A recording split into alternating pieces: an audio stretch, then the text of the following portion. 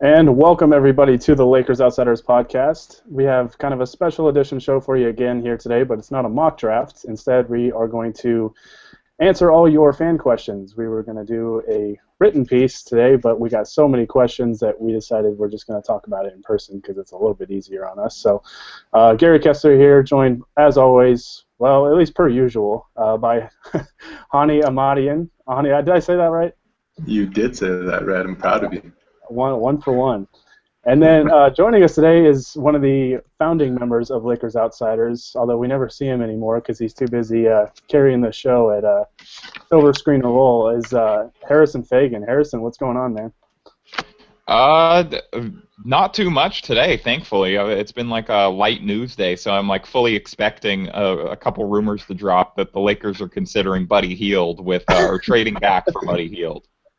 Oh, yeah. You know, we're going to be on this for, 30 or 45 minutes, and, yeah, there's going to be a bombshell that just drops out of nowhere. Like, that's going to happen. Like, Ben Simmons is going to be on TMZ demanding to go to the Lakers. And we're going to have to cut the podcast. Just, like, yelling, like, I trusted the process, and I love Sam Hinkie, but now he's gone, and I don't want to go to Philly. Just break the internet. So, yeah, everybody keep an eye out for that, and maybe let us know if something crazy happens. Send us your fake Lakers rumors.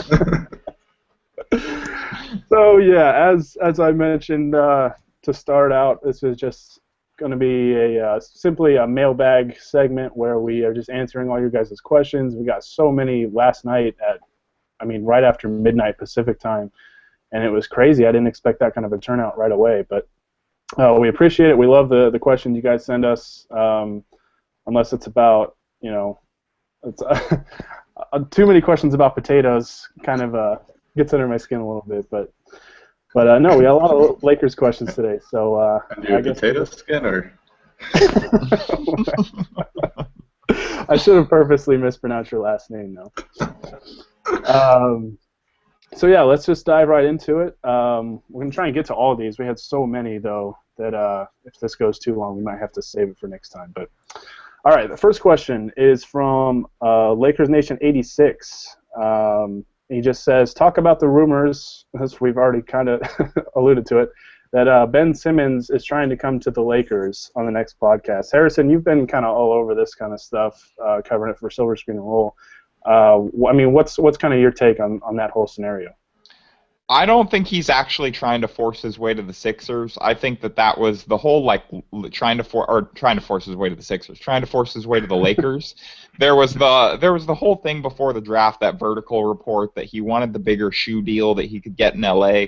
And while I'm sure that that's true, Philadelphia is not exactly a small media market. I think that part of that was posturing just in case, like, say Boston got the number one pick. I don't know that he would necessarily want to go somewhere where he couldn't be the star player right away. Like, Boston probably, I don't know if they bring him off the bench, but he definitely wouldn't have as large of a role there as he'd have somewhere else. Or some smaller market where he's not going to, like, his shoe deal won't be as valuable right off the bat. And so I think it was kind of posturing for that. It sounds like, especially because it's Philly, and, his family has a prior relationship with Brett Brown. Brian Colangelo went on the radio yesterday and said he has a very good relationship with Simmons' agent.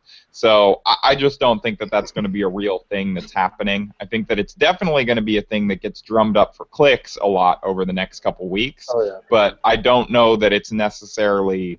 I don't think that he's actually trying to force his way to the Lakers anymore. I think if there was, like, some smaller market team jumps in there, possibly. But I think Philly, like you saw, Allen Iverson is a cultural icon because of his time in Philadelphia. Like, it's not some tiny market where you're not going to, like, no one's going to care about your team. Right, and they're not like the Kings, where it's like, careers. Yeah, if the Kings had gotten the first pick, I think Ben Simmons is trying to force his way to the Lakers. But yeah, like you alluded to with Allen Iverson, and I mean they've had star players there before with Julius Erving and a few more down the line. Honi, do you think Simmons is going to try and force his way to LA, or do you think his camp is just kind of content going wherever at this point? I think they're fine with whatever. The thing I look at is his agent is the same as LeBron's agent, and they were totally content with LeBron being drafted in Cleveland. which I mean, like it's a little different because he's the hometown guy there. But when you're talking about shoe deals and whatnot, I don't think Cleveland is necessarily the place that you want to go to get a massive shoe deal. So I think they'll be fine staying in Philly. So they're not the shoe deal capital of the world, is what you're saying? Apparently not. Yeah, I was talking to Anthony Irwin on our podcast last week, and I thought that he made a really good point that if you go to some market, like people say markets don't matter anymore, and that's true if you're a superstar player like LeBron, KD, Steph Curry, that type of thing. And so basically, if you're going to a small market and you want a big shoe deal, like most of these players are, you're betting that you're going to be as good as those guys. And maybe Simmons isn't willing to do that yet, that he's going to be that transformational, or they're not willing to count that Adidas or Nike will value him as that transformational. Yeah, and it's kind of crazy because, I mean, nowadays it's so different than the way it used to be, say, back in, like, 2000, where, I mean, the Lakers just dominated the NBA, and they dominated the market, right? And now you have the social media era where it's a lot easier for guys that are in smaller markets. Like you look at Durant and Westbrook in Oklahoma City. That's not viewed as like a major market, and I mean they're basically global superstars. So we're just the day and age we're in. I think it's easier to go to particular teams and really stand out. But like I mentioned, if you're really good. Yeah, if you're really good, like you're going to get noticed. But I think there are certain situations that you still want to avoid in those regards. Like I mentioned Sacramento earlier. It's just tough. But I think Philadelphia is a market that's at least strong enough to where Simmons, if he becomes a superstar, I mean, it's not going to matter whether he would be there or Los Angeles. He's going to get a ton of endorsement deals either way. So yeah, I don't think it's really a big deal. But that's transitioning into the next question, though. If Philly has a change of heart and they draft Brandon Ingram, David on Twitter, which is at TKTWIT12, he asks, what do you think the Lakers do with Randle if they draft Simmons? And Honi, I'll let you start this one. I think to start, they would be willing to see if they can play together, see if Randle and Simmons can play together, see if either of their jump shooting improves to the point where you can play them on the court at the same time. I think it would be a pretty safe bet that they would try to trade Randle eventually, just because Simmons is a better prospect. And right now, based on what we know about the two of them, they really can't play next to each other, at least not very often. But yeah, for now, I think they would be content to just sit back and see how it develops. Yeah, Harrison, would you agree that, I mean, they would have to at least try it out first, or do you think that they would have to really kind of explore the market for Randle right from the start? So, have to try it out. I don't know that they have to try it out. I do think that they will try it out, because I don't think that Randle's the risk that we're going to run into, though, is that I don't know if Randle's value is high enough right now that you want to trade him, but I also don't know that his value is going to improve by playing next to Simmons. And so it's like it's a real gamble they're taking either way. Yeah. Yeah, it's tough. I mean, I have trust in Luke Walton, which it's weird to trust a Lakers coach at this point, but I would trust. I wrote 2,000 words about trusting Luke Walton yesterday, and that went up this morning on Silver Screen and Roll. You guys can check it out today if you want, but I think that there are plenty of reasons to trust him. Yeah, I mean, when you just look at, the stuff that Golden State runs and the versatility that their offense has, I mean, they have really versatile players, but, if Simmons and or Randle are able to develop at least a respectable jump shot, I mean, that opens up a lot of things and a lot of possibilities for their offense, and I think could make the transition a little smoother. And you'd also look at some small ball lineups with Simmons, I think, at the 5, but although you wouldn't want that to be like a permanent thing because defensively you'd probably really struggle. But no, I would trust that Luke Walton could figure some things out in at least maybe a season or so. And then if it doesn't, I mean, then yeah, you probably explore the trade market, kind of see what you can get. I mean, if not, maybe Randle gets relegated to 6th man or something like that. There's a lot of questions with that, but as it stands, I don't think we'll have to really worry about it, just because I think I would be surprised if Philly doesn't take Simmons anyways. So It really sounds like if they're not going to take Simmons, they're throwing up a hell of a smokescreen. Like their coach compared him to LeBron James and Magic Johnson in back-to-back sentences the other day. Yeah, like I don't know. I don't even know if he might just be in love with Simmons. yeah, that's not the type of player you would typically pass on and be able to justify it. Like, Yeah, you know the guy our coach compared to LeBron and Magic Johnson. We didn't draft him.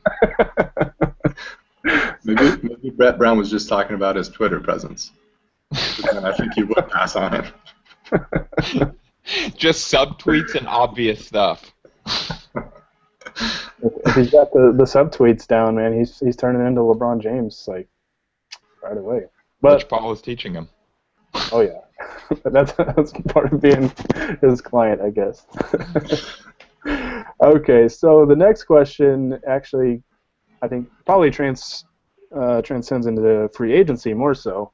And it's Jason, who is at SportsJO13, asks, who is a possible rim protector next season? And he also asks, they won't bring back Roy Hibbert, will they? What do you think? No. They will not. I mean, we've been over the centers that are available to them. There's Whiteside, obviously, at one end with the max. There's Horford, who I don't think would necessarily come here, but you actually, Gary, in your Brandon Ingram piece the other day, I thought made like an interesting point that Horford would be a very good fit for this team if he was willing to come in and babysit the kids. I don't know that he's necessarily willing to do that. Right. Yeah. And then, at the other end, you have guys like Biyombo, Festus Ezeli. I'm not sure how you say his name still. I'm going to need some confirmation on that. So you have Biyombo, Ezeli. Who am I missing off the top of my head?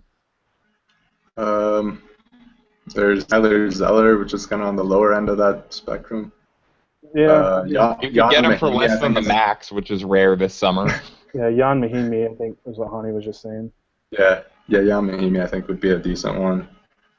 Yeah, I mean, there's some options out there. I'm actually going to write about this in a little bit, so I really won't comment other than I don't think Hibbert will be back either.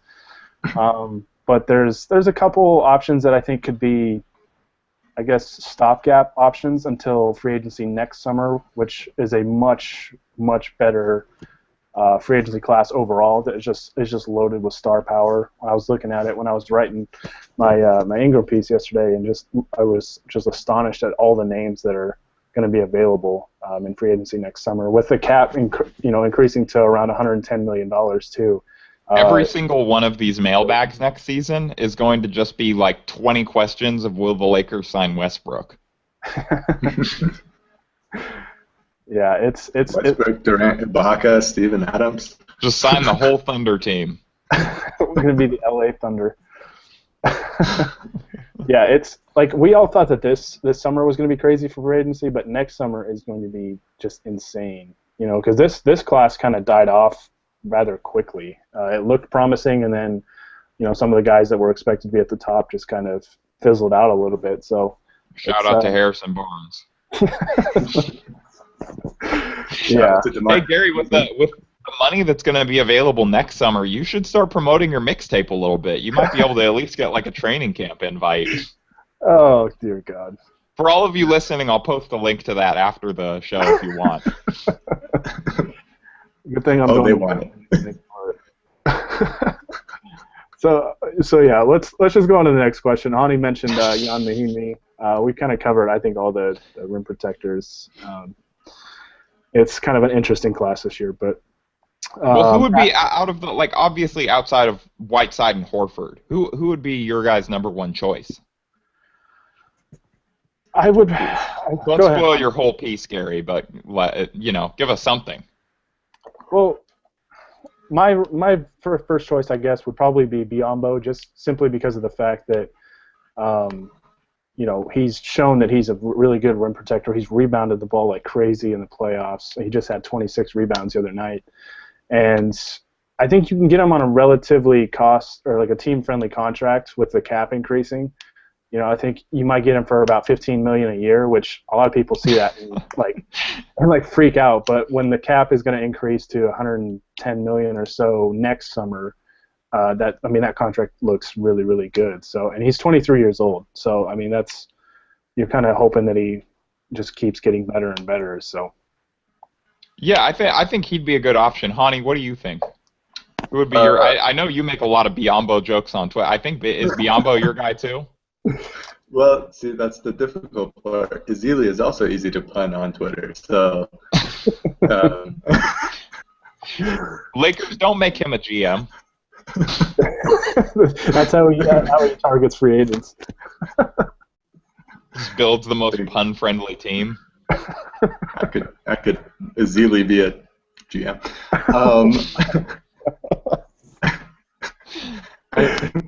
Besides the punning, he might be my number one option, just because I think he's at least close defensively to Biombo, if not at the same level.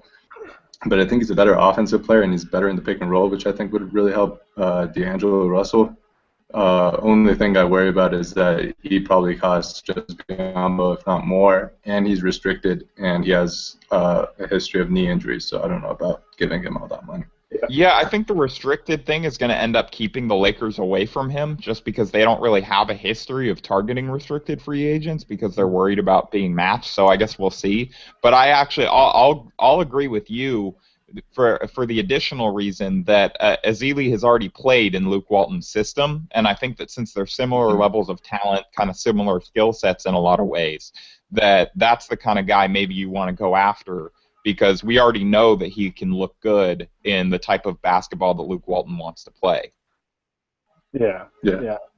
There's a lot of factors that come into play with Ezeli, and I think, like you said, Harrison, ultimately that he's a restricted free agent. I think it makes it really, really unlikely that he comes over. I mean, he might sign an offer sheet if the Lakers want to try, but I mean, he's a pretty valuable member of that second unit for Golden State, and I think they would prefer to lose Harrison Barnes over Ezeli. So, but I mean, you never know.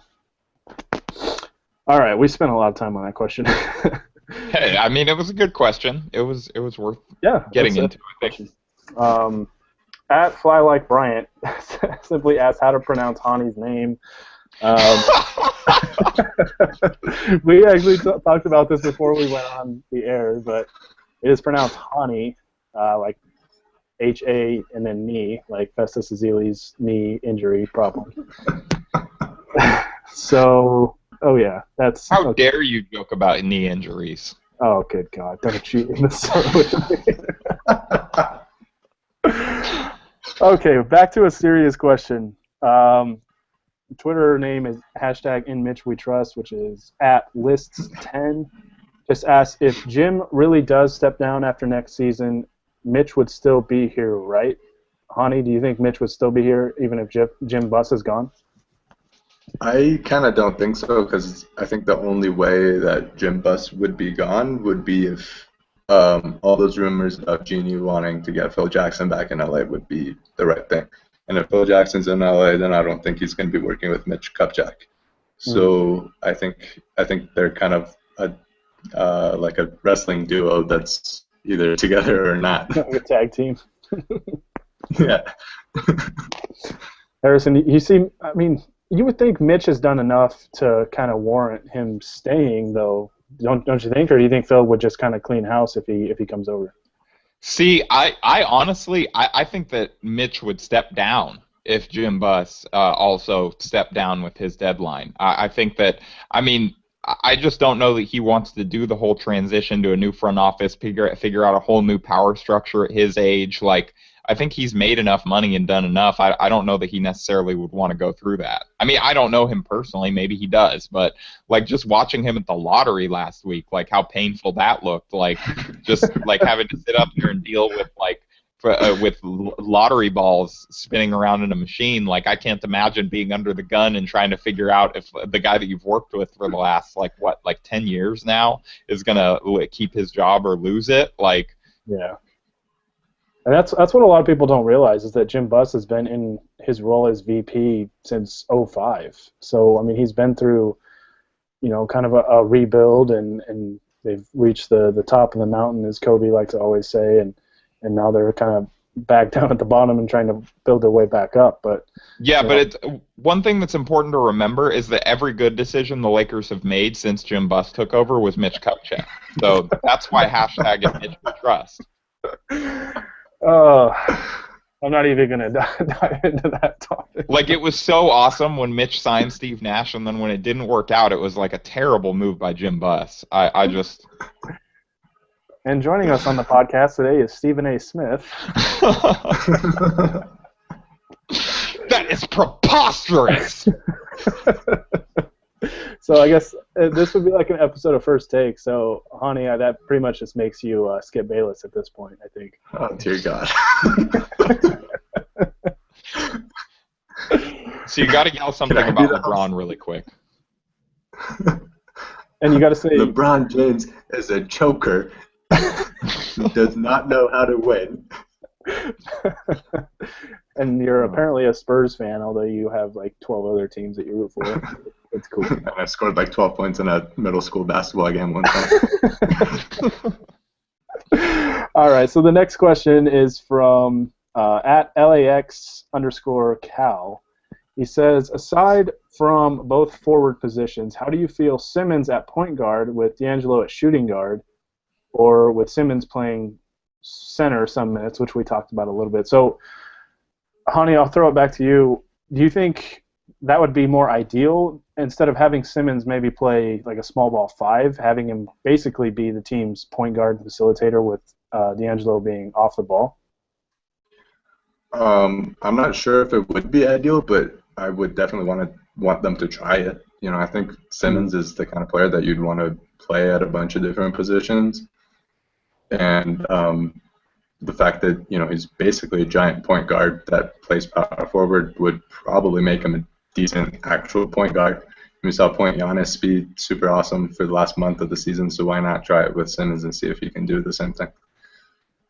Right, and I mean, Honi kind of mentioned it. Simmons is kind of like a 6'10" point guard, right? So you would kind of have to utilize his playmaking skills. Yeah, absolutely you would. And I love weird basketball, so I'm all for playing him at point guard for small stretches, but I just don't understand what this rush is to just like push D'Angelo Russell out of the point guard spot because he couldn't have tremendous success the entire season in one of the worst offenses we've ever seen. Like, I think you have to give him a chance to play point guard under Luke before you're trying to push him to the side. Now, should he always have the ball in his hands when Simmons is on the floor? No. I think that they should alternate. I think that Clarkson should get to handle it some. I think that it'll be a lot like Golden State where, you know, Draymond Green pushes the break sometimes and brings the ball down. And, you know, and Klay Thompson handles the ball plenty. Like, they have all kinds of ball handlers all over the place. And so I think that that's just a benefit with Luke Walton coming in and wanting to play a similar style of basketball. The Lakers aren't going to have the same amount of success, but they have some pieces to where you think, like, okay, they could play a poor man's version of this. Yeah, and what could be really dangerous is if you put, you know, like Simmons at the small ball 5 out there with, say, D'Angelo, Clarkson, Randle, whoever at small forward, and you know you have Simmons at the 5. Basically, any player that could, you know, grabs a rebound can push the break themselves. And having that versatility in transition would make things so much easier, and just the motion and the movement would be. I mean, it would be beautiful to watch, just because they would have those options available to them. So that'd be a lot of fun. But yeah, I mean, you'd have to find kind of the right mix in a half-court setting, because I think, like I just said, you've got versatile players that can play multiple positions and create for themselves and others, and you'd have to utilize all of that. So it'd be kind of just finding the balance for everything. So, okay, the next question, we kind of already talked about this. It's from at Roscoe, but it's RAWSKO 94. He just says, tell us about Hassan Whiteside. We've kind of already talked about it, so I'll just kind of add. I was looking at some numbers on Nylon Calculus last night, and Whiteside actually contested shots at the rim more than anybody in the league besides one player, and it was kind of a surprising name. It was actually Cole Aldrich, who I thought you were going to say Roy Hibbert, and I was prepared to spit coffee again. I was like, wait, does getting dunked on count as contesting the shot? Yeah, Whiteside was second in the league in rim contest percentage, and I think it was 41%. And then the opposition shot 46% at the rim against Whiteside. So that was near the top of the list. I think it was like top 10 or top 15. But it was still like 5% off of the 41%. I can't remember who had the best rim contest or the opponent field goal percentage, but you just watch him play, and I mean, he contests so much in the paint. He changes and alters shots that it's tough to not want a guy like that as your defensive anchor. So next question is from Craig Freeman, friend of the show. He just asked Harrison, I guess I'll let you answer this one first. He says, who is your favorite non-Ben Simmons Australian? And he says the answer can be me. Okay, the answer is not him. It's that's a tough one. I'm probably gonna have to go Andrew Bogut. Oh, there you go. Yeah, I like how he's kind of like, even though he can get a little bit like internet commentary sometimes with like how he blames the media for things. Yeah, I think that he is an entertaining and candid interview. I enjoy listening to him talk at times. Honi, is Craig your favorite non-Ben Simmons Australian? No. I'm gonna go with Russell Crowe. I think he did a wonderful job as a gladiator. He's got a new movie out apparently.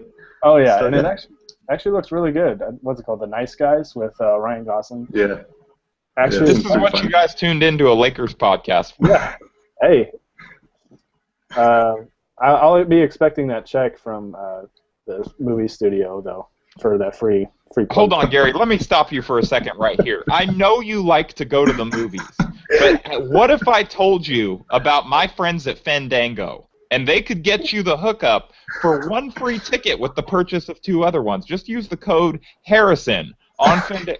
This is not a real promo. Don't try. I mean, it might work. You guys can try it, but they didn't pay me for that. That started out as a 30 for 30 piece with the what if I told you.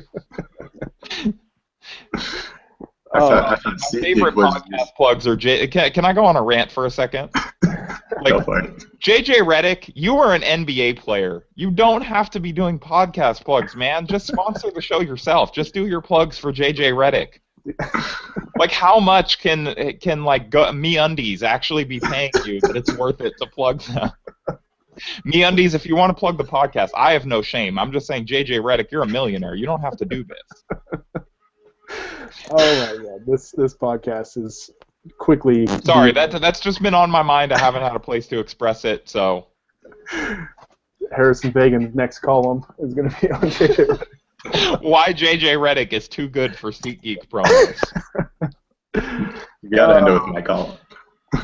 Yeah, my column. Yeah. Okay, so at Drew_Pack is asking us, what is the spirit animal of each of the writers participating in this segment? Ani, do you have a spirit animal? Right now, off the top of my head, Steven Adams, man. He's been killing it in the playoffs, and he's going through some major pain, which is something I can relate to. Harrison, who do you got, or what do you got? Have you guys seen that Vine of the pig dancing to work by Rihanna? Oh my God. That's how I feel every day. All right, I'll build off of Harrison's sentiment. Have you guys seen that Vine of that little baby goat that's just like hopping around and jumping off of other goats, and then he finally jumps around in a circle and like drop kicks the other one? Like right in the head. Yeah, that's me. I'm that baby goat. Yeah, having gone to Summer League with Gary last year, I can confirm.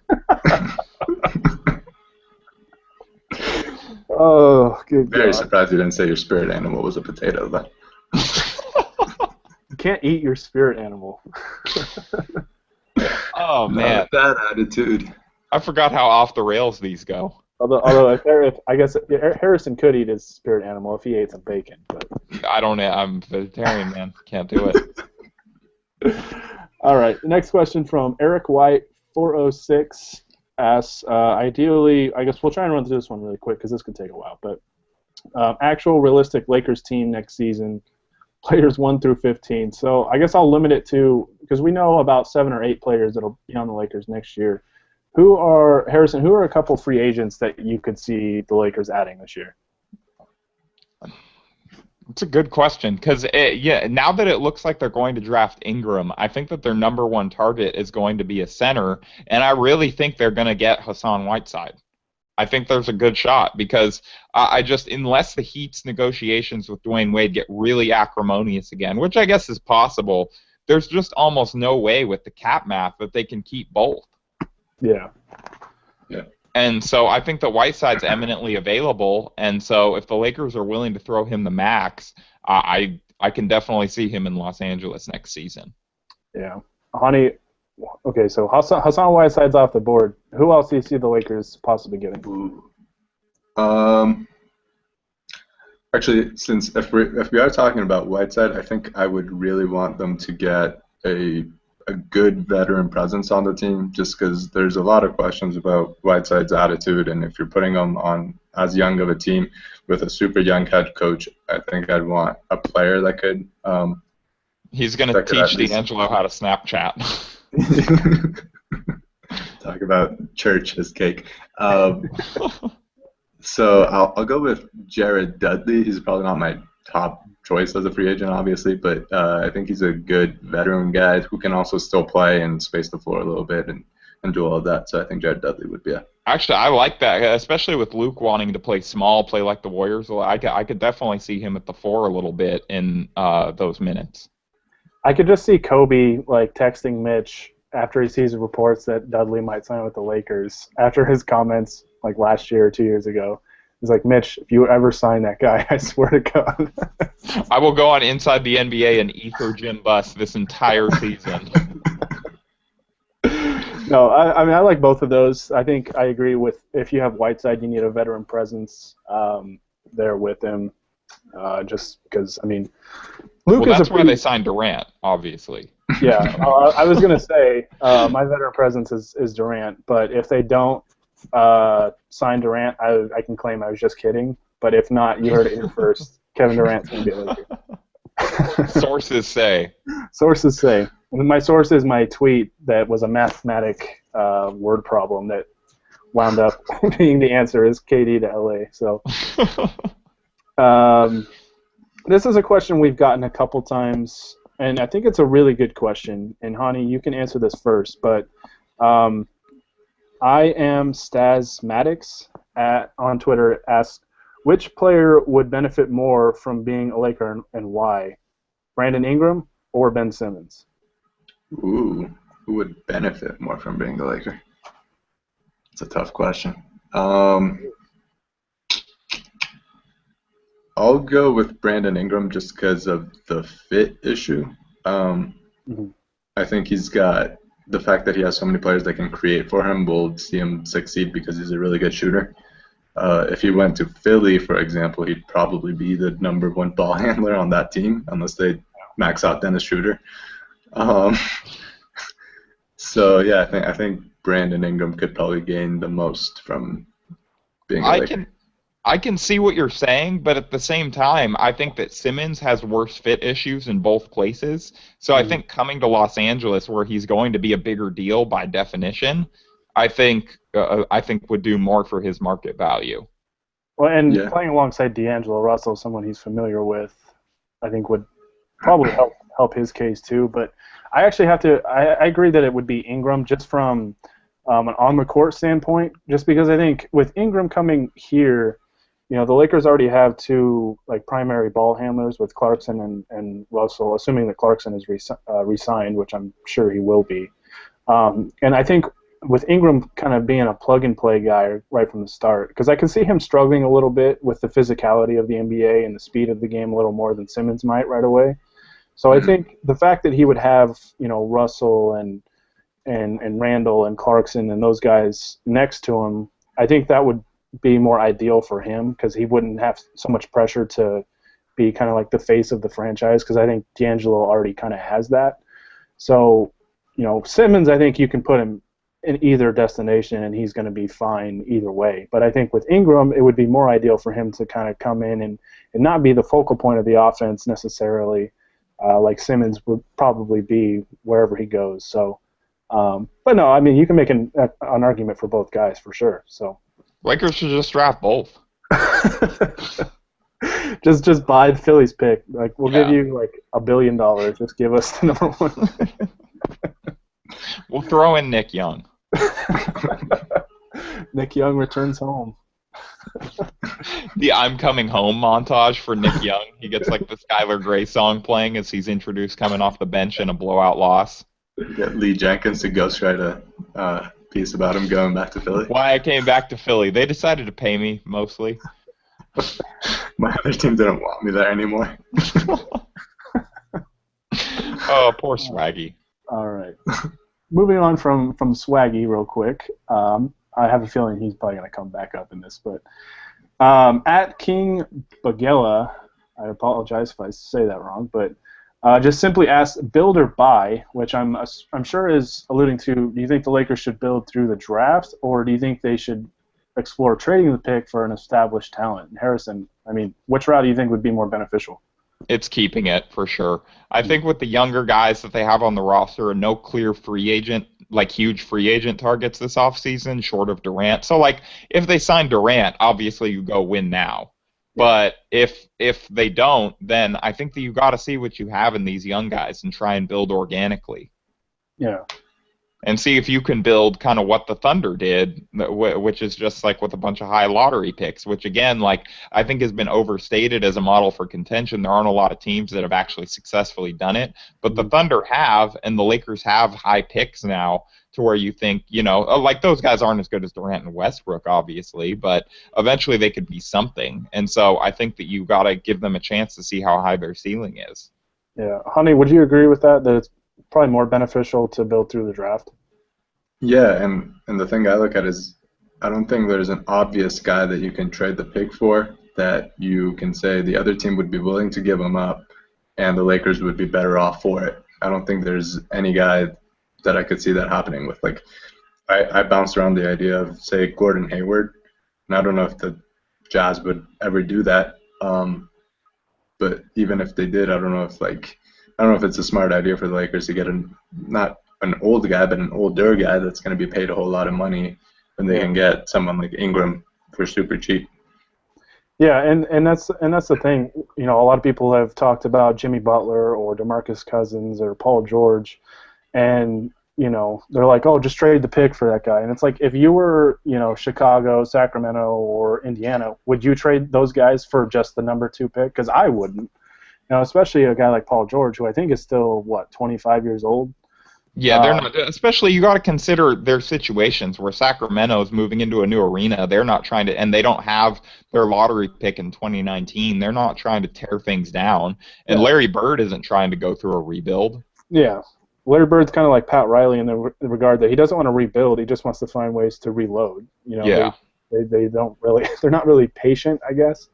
So, and Harrison, I'm glad you mentioned the Thunder because I've talked about this a little bit on, I guess I've tweeted it out, but when you look at a team like the Thunder or you look at a team like Golden State now, teams that built their cores around their draft picks, the sustainability that comes with it is so rewarding. I know it sucks because you don't want to wait a few years of growth, where you're struggling like the Lakers have and you're just kind of taking baby steps.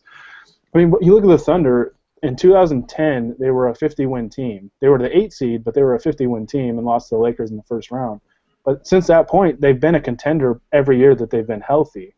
And if Durant, re-ups with them this summer and they re-sign Westbrook and Ibaka or whoever next summer, I mean, they're going to be in contention for at least a few more years. So you're talking, a 9-10-year window where they're really, really good. And that's kind of the benefit you get with building through the draft. So, you have to utilize all your assets, whether it's draft, trades, or free agency, but, building your core through the draft on team-friendly contracts, I mean, certainly has really, really just great benefits. So, anyways, before I ramble on too much, at BJ_meta, and he spells meta correctly. Interesting. He asks, do you guys have confidence in the front office? He says he's been super critical in the past, but feel they deserve a lot of credit right now. Honi, do you have faith in the front office, or is it more kind of like a recency bias that they've just done really well this offseason? I think a little bit of both, but I never wavered too far off from the front office, except for the fact that Byron Scott was hired and employed for 2 years. Outside of that, I think they've done a fine job. They've had problems in terms of like focusing too much on star free agents that were probably never going to come to LA and missing out on those guys and then not getting anything better. Yeah. But overall, I don't think it's been a bad strategy, just because I think they've been content with trying to keep their picks and building through the draft if they couldn't get a star. So I think I'm for the most part, I've been okay with the front office anyway. Yeah, Harrison. I mean, you have faith in the front office? Yeah, I think measured faith. I don't think that you can say like they've had they have. I don't know that them having a successful offseason this season and the front office's competency are necessarily like mutually exclusive. I think that the Lakers. I mean, what did they do this offseason? They hired Luke Walton, which seems to be a good move. We don't know, but they didn't do anything to keep the second overall pick. Like, they went to New York and got it. The lottery balls bounced their way, but that's not anything they did. Like, we have to see what they do in the draft, and we have to see what they do in free agency. But I would say that I have measured confidence in them because, like Honi said, their major flaw has been just swinging and missing on major star free agents. But other than that, I think that they've made some good additions. Yeah, I think the most encouraging thing for me, obviously besides the pick, which Harrison, you mentioned they didn't really have any control over, is the fact that they've kind of talked about just moving to a more modern approach. That was kind of the reasoning behind bringing Luke Walton in, was the fact that they want to join the party, so to speak, and utilize small ball lineups and space the floor and shoot threes and move the basketball and all that stuff. And I think it's just kind of the change in the mindset where they kind of cut ties with Byron Scott, which was big for not only them, but to restore some faith in the fan base. I think that's what's got just kind of what you said, Harrison, measured faith in them. But I will say, considering the circumstances of what happened with the 2012-2013 season, where they pushed so much stock into it, they haven't really felt the repercussions of that yet, because they haven't had to transfer a high draft pick yet.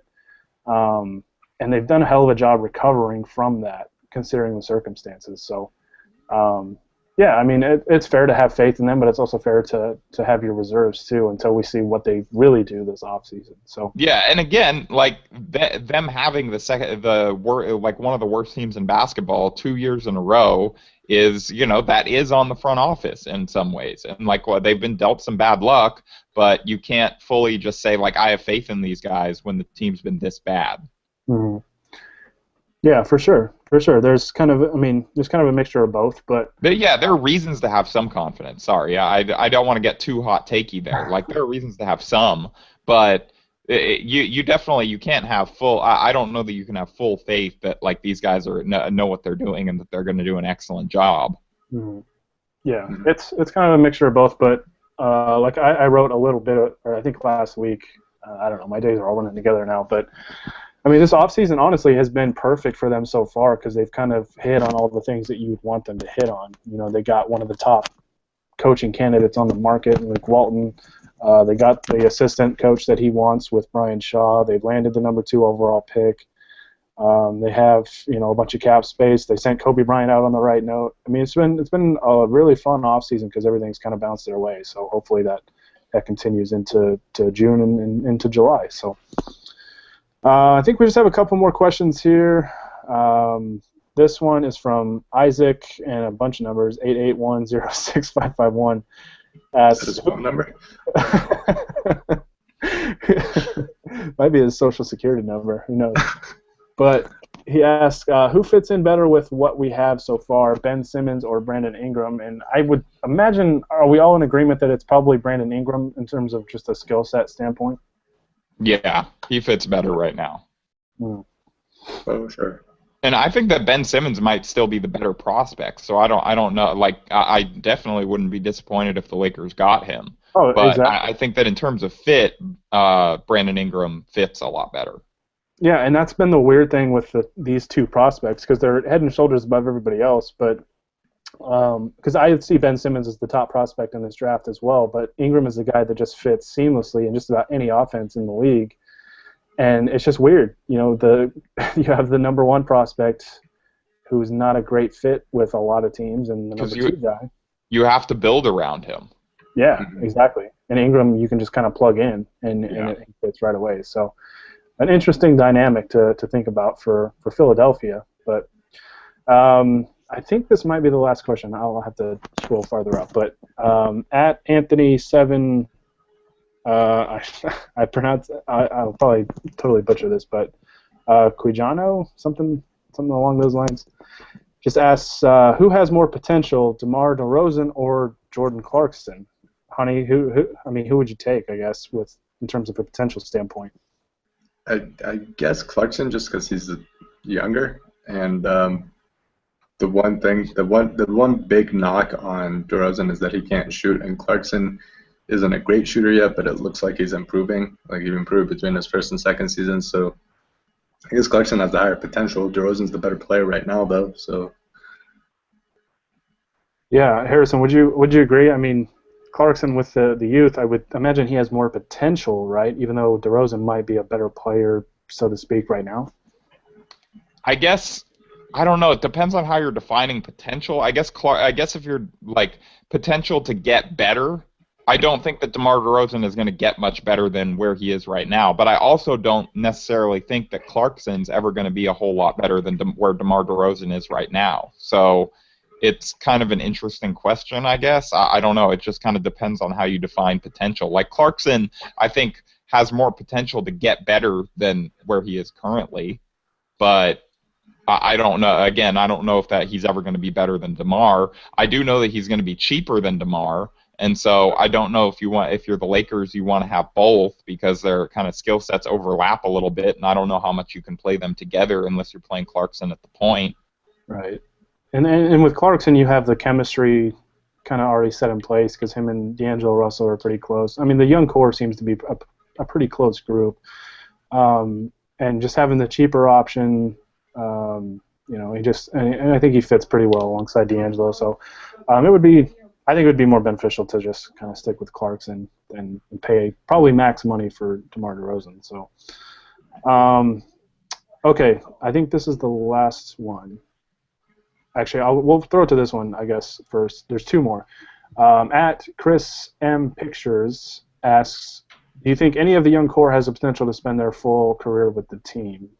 Harrison, do you think, you see any of these guys being pretty much like Kobe and spending their whole career here? I'd say Russell, if not for the whole like Snapchat weirdness thing last year. I just I don't totally know. I guess like where that puts his relationship with the team because of like everything that happened. I don't know. I think that stuff affects locker rooms more than we think about when we're just looking at on-court fit and who's the better player and all that stuff. But I think out of the young guys, it's definitely Russell still. Yeah, Honi, would you agree that it's Russell? Yeah, and I guess I don't put as much stock in the whole thing that happened over last season, just because I think most of the guys, the veterans, are the people that are probably more ticked off, and they're all going to be gone either this year or next year. The worry is like veterans around the league. Are they going to trust him? There are those rumors out there that maybe they won't. I mean, I don't know. Yeah, I guess I could see that. I still don't think that the Lakers would move away from him, at least anytime soon, because of that. And if they're going to move away from him anytime later, then I don't think it'll be because of the thing that happened during his rookie year. Yeah, I would have to say Russell too, just because I think his ceiling is the highest of the young players on the team right now. I literally think he has superstar potential. I don't know if he'll ever be as good as like Steph Curry or anything, but he could be really, really good to the point where the Lakers are not going to let him get away, or at least they're going to do everything in their power not to. And yeah, and a lot of if guys want to play with him is going to depend on how good he gets. Yeah, For sure. But I do like how he's kind of responded to the whole incident, and he's been a lot quieter on social media, and when he does post things on social media, it's usually him in the gym, working on his game or just working on his body. So, I like the way he's responded to it, and I think that's important. But there's definitely some concern on how maybe some other players in the league might view it. So, going to be interesting to see how that all unfolds. But all right, this is the last question from Drew Hernandez, who's at DesDrew, one of our rookies. He's just asked, what's a realistic win over or under for next season, and what are your guesses for the young guys' stat lines? We'll leave that second part alone, just because I think we'll all agree that they'll get better. It's just hard to put numbers on all of them, considering we're kind of running out of time. And off the top of my head. Yeah. Honi, what do you have a realistic win over under next season for the Lakers? Let's say 30.5. I think if they really overachieve, they could get over it. But I'm guessing, based on hoping that they get a couple of free agents and based on coaching, that they'll get to about 30 wins. Yeah, Harrison, do you have a different number? Well, the Warriors, they won 73 with Luke Walton on their roster, right? So, I mean, I guess if we're gonna account for like the loss of talent, I guess like I'll go 50. I'm just kidding. I agree with Honi. I think 30.5. I was gonna say 29.5, but now that sounds like I'm just like I'm doing the Price is Right thing, yeah. But no joke, that's what I was planning to say. $1. I was gonna say, does that mean I have to put the over under at 1.5? Yeah. If they win less, I would win. No, yeah, I would agree. Around 30 is a realistic target for right now, because I mean, it's hard to guess just because you don't know what's going to happen in free agency. But I think based on probably natural growth from the young guys and far better coaching, I would assume. And like at least a couple, you would think they'd get some capable veteran help in free agency, even if they don't get like Kevin Durant or some other like game-changing free agent. Right. Yeah.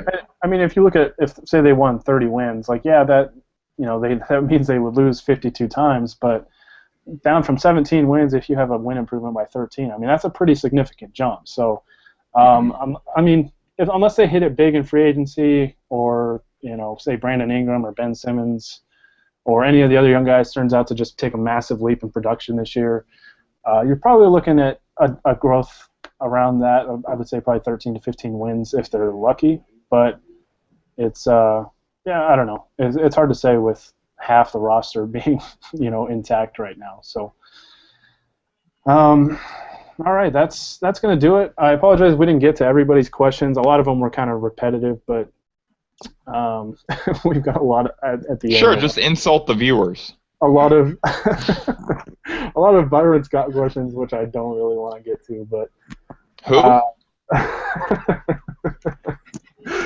I don't know that. I don't think anybody by that name's involved with the Lakers.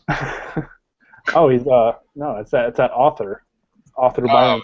Okay. I don't read books. Motivational handbook. I'm manning up. Yeah, so that's going to do it for us. Honi, thanks again for always kind of being my Pau Gasol to my Kobe Bryant, or Kobe to my shot. Oh my God. And Harrison, thanks for breaking away from Silver Screen and Roll to join us here for a little bit. I appreciate it. And I guess you mentioned your Luke Walton piece. What else can you tell us about that? I'll give you another shameless plug here before we sign off. Okay, well, I spoke to a couple defenders that played for him, and I spoke to Casey Owens, who worked with him with the defenders. He's the defenders head coach right now. And I also gathered quotes from other people's writing, because I'm not big time enough that I can just like interview Draymond Green or something. But I was able to find quotes that kind of fit.